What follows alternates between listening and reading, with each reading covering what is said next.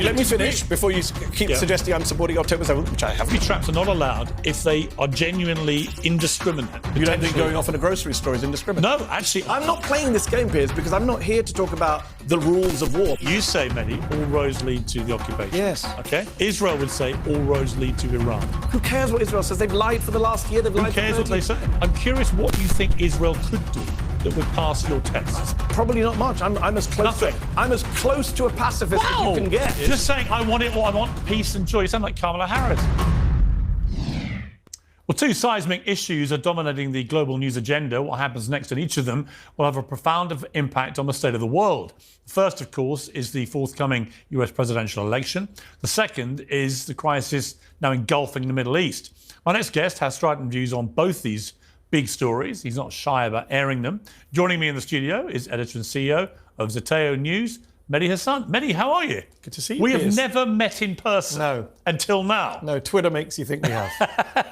It was great to see you. Thank you for having me. Great Good to be in meet you. London. Always enjoy our debates, which they are. Let's start with what's happening in Lebanon, because we may find some areas of agreement here, I suspect. But first of all, Hezbollah. Do you see a distinction between Hezbollah and, say, Hamas? In what sense? In what they are, what they represent, how they have acted? I mean, they're very different groups. They operate in different places, in different contexts. I guess what they have in common is that they both came out of Israel's occupation of their land, right? Hamas comes out of the occupation of the West Bank and Gaza, and many people are not aware of the fact that Israel occupied Lebanon, southern Lebanon, for 18 years, from 1982 to 2000 when they withdrew, although the Lebanese argue that there's still an occupation of a piece of Lebanese land called the Sheba Farms. So in that sense, they're similar. They're obviously different in some of their tactics. They're different religions. Well, they're different sects, I apologize, not different. They're both Muslim, but one is Shia, one is Sunni. They're both backed by Iran. I mean, look, there's similarities, differences. I think what's really interesting this time round is we've seen for a year Israel killing thousands of civilians in Gaza and saying, well, Hamas is to blame because of human shields, because of tunnels. That argument just does not work in Lebanon. They've killed 550 people, Piers, on Monday. An insane amount of people in a single day, one of the highest single-day death tolls in modern warfare. Almost all of them civilians, according to the Lebanese Health Ministry, which is not Hezbollah, by the way. You know, they always say Hamas-controlled health ministry in Gaza. So I think what we've seen is so phenomenally bad on Israel's end and so little defense. You know, October 7th was used, as you and I have discussed before, as the excuse for killing tens of thousands of Palestinians. Well, I would categorise it differently. I don't think they used it as an excuse to go and kill tens of thousands of Palestinians. They responded to one of the most egregious terror attacks of modern times. But when does the response end? We're nearly a year in. Well, that's the question. That is the question. Well, that's when it becomes an excuse. When you carry on killing and killing. Is it an excuse, or is it that they are wedded to the elimination of Hamas because Hamas has persistently said, we want to keep doing the same thing over and over again? And there's a correlation with Hezbollah, whose charter is very explicit. They stand for the eradication of Israel. I mean, that's what they're about. That doesn't justify killing 500 people in a single day, does it? I didn't say it did, but that's what bothers me. That's what happened this week. That's the big story. Hezbollah's charter is irrelevant to what we're talking about. That's not why they killed 500 people on Monday, Piers. I mean, Hezbollah's charter's been around for years. I don't think it's irrelevant that you have a terror group on your doorstep who are wedded to your extinction. Why is that irrelevant? I think the language you use is loaded, Piers. You say on your doorstep. Do you know they did a poll of Americans a while back who thought that Palestinians were occupying Israel? When we talk about this stuff, we make it sound like Israel is the one being occupied, besieged. Israel's the one that's occupying the West Bank and Gaza, longest military occupation in the world, going back to 1967. Israel is the country that occupied southern Lebanon. I mean, everything, the world did not begin on October the 7th. 1978, Israel invades southern Lebanon. 1982, Israel invades southern Lebanon. Sabra and Shatila massacre. 2006, Second Lebanon War, murder 100 people. But you always make it sound like they're just doing this for the sake of it. They're not. What are they doing it for? Well, they've been provoked by Hezbollah. Hezbollah didn't exist in 1978, Piers. OK, I'm talking about the specifics of going on now.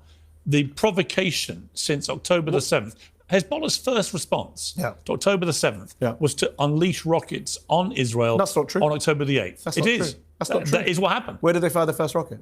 They fired rockets on the 8th. Where? Well, you tell me. No, you just said they fired at Israel. Where? Well, they fired in the direction of Israel. Where did they hit? They fired at the you Sheba know the Farms. answer, tell me. I do. They fired at the Sheba Farms, which, as I said earlier, is an area of Syria. Well, the Lebanese claim it's Lebanon. Syria claims it's Lebanon. Israel says no and is occupying the Sheba Farms. They fired at Israeli military installations in the Sheba Farms. Now, have they got fired in Israel? So since? they were firing at Israel. They were firing at an area that Israel says is theirs. No, Israel doesn't say that. Israel says it's Syria's. Because remember, Piers, Israel is occupying Syria and the West Bank and Gaza, and Lebanon would argue parts of Lebanon. This is the problem, right? The core of the problem is Israel's territorial expansionism. It's a mess. Attacks, not a mess. It's Israel occupying multiple Arab lands, which leads to quote-unquote resistance or quote-unquote terrorism, whichever word. I don't care what word you want to use right now. But that is the core, right? You had John Mearsheimer on the show this week, made the same point. Deal with the occupation, then you deal with the violence. And look, has Hezbollah fired into Israel at civilian attack? Yes, I don't agree with that. But the reality is 82% of the exchange of fire between Lebanon and Israel since October the 7th has been done by Israel. Okay. 82%. But is that not a provocation of Hezbollah? Let me finish my point, which is that since October the 8th, 19,000 missiles, rockets have come from Hezbollah to Israel, right? But way more from Israel into Lebanon. Well, I'm sure, 82%. Of course they've responded. What else are they supposed to do? 82%. But this is not two equal sides. So they can't defend themselves. But the vast majority of attacks is on Lebanon. Okay, but would you condemn the firing of rockets by Hezbollah or not? Of course, I condemn all attacks on civilian targets. Well, we know that, Piers. We've discussed this. I'm going to come to Israel's response. I don't come on shows to defend militant groups or foreign governments. Okay. So, I come on shows to say, let's end the violence. Yeah. Let's sort out what the solution is. Yeah. Let's look at the root cause of the violence. It is undeniable that the root cause of the violence is Israel, Israel's occupation, the genocide in Gaza. What did the leader of Hezbollah say? He said, we won't fire any rockets if you end the killing in Gaza. What did the president of Iran say? We won't retaliate for what you did to Ismail Haniyeh on Iranian soil if you end the killing in Gaza. What did the Houthis say? We'll stop blocking ships if you end the killing in Gaza. Where do all roads lead back to? Why would you believe any of those people? I don't believe any of them. I'm Ronald Reagan. You're citing them as if they're sort of gospel statements from people who have unimpeachable integrity. I'll tell you why, if you let me finish. I'm Ronald Reagan. A bunch of terrorists said, we won't do X, Y, Z if you do this. I'm Ronald Reagan. I say verify. Call their bluff. If they're lying, call their bluff. Stop the Gaza fighting and then see what happens. Yeah, but Israel has called Hamas's bluff. When? There was a ceasefire in place before October the 7th. That's not true. Well, it is true. That's not true. Well, it is true. It's fundamentally false. They were attacking Palestinians the week before October the 7th. In September, you can Google it on that tablet. What's your definition of a ceasefire? Well, Israel gets to attack people and not the other way around. Okay. In September, hold on. In September, you just made a charge that's not true. There's a tablet there. You can Google it. Guardian headline, right there. You can go see the news report. I don't Google during interviews. Well, afterwards, everyone can. There's a Guardian headline, September 2023, a month before October the 7th. The headline is Palestinians shot in the ankles by Israel in Gaza, attacked. There were airstrikes in Gaza. And by the way, Gaza is not isolated. Gaza and the West Bank under international law are one entity. There were several hundred Palestinians killed in the West Bank before October. But my point to you, Mehdi, is so there was no ceasefire. You just can't say it's just not true. They would say there was a ceasefire, and it's not true.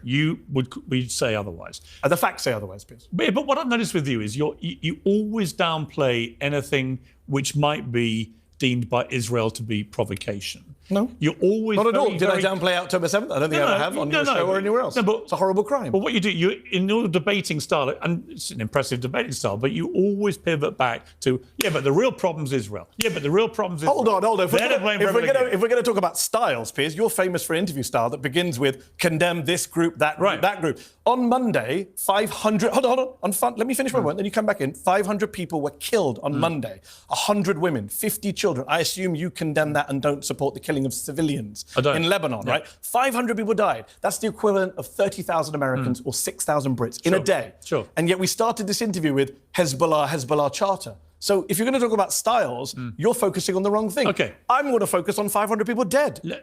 Let me go back to the week before, where 3,000 Hezbollah terrorists were targeted specifically. How do you know that? What do you mean? How do I know that? You just said 3,000 Hezbollah terrorists were targeted. How many was it? I don't know. I'm asking you. Made the claim. That is what's been reported. Do you dispute that? Yeah, I dispute everything Israel said. They lied for a year. You don't know the real number. But I didn't give a number. You did. Well, what has been the number from the other side? I didn't give a number. You said 3,000 terrorists. I'm wondering why. That is what's been reported. No, it's not reported. It's what's said by Israel, or it's what's said by people speaking on behalf of Israel. So was a little girl who died? Hang on. Israel hasn't even said it, did it? They have in private. It's been reported widely. To you? No, to the American government. Okay, but don't say they said it publicly. They haven't. But Obviously, I believe they did it, right? But then, I believe they did it but too. you're saying they said this in public. You just gave a 3,000 number, and I'm wondering, I just saw a little girl's funeral last week. Was she a Hezbollah terrorist in your view? No. So then why did you say 3,000 terrorists? There was a kid killed. I was about to say that in the process of targeting very specifically, in an extraordinarily whichever way you in a look terror attack. Well, that's what I'm going to come to.